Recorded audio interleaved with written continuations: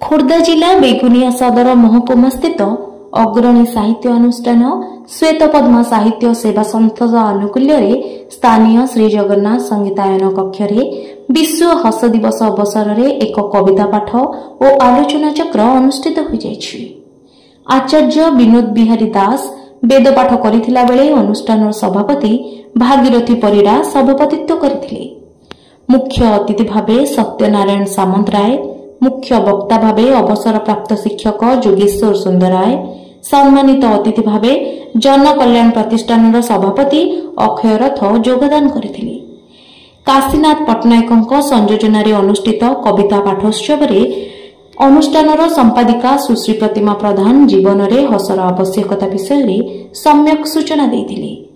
आलोच्य प्रसंग जीवन में हसर आवश्यकता विषय में समस्त अतिथि और कवि कवयित्री माने स्वरचित कविता पाठ और आलोचना करथिले। एही अवसर में बेगुनिया मंडल गोपबंधु उच्च विद्यालय 10म परीक्षा सर्वोच्च नंबर रखी बेगुनियार सुनाम अर्जन करिथिबा जमज छात्रद्वय दुर्गा प्रसाद आचार्य और भवानी प्रसाद आचार्य को अतिथि माने उपढोकन और पुष्पगुच्छ देई संबर्धित करथिले। एही कविता आसर रे अंचलर 30 जन सुनामधन्य कवि योगदान करथिले।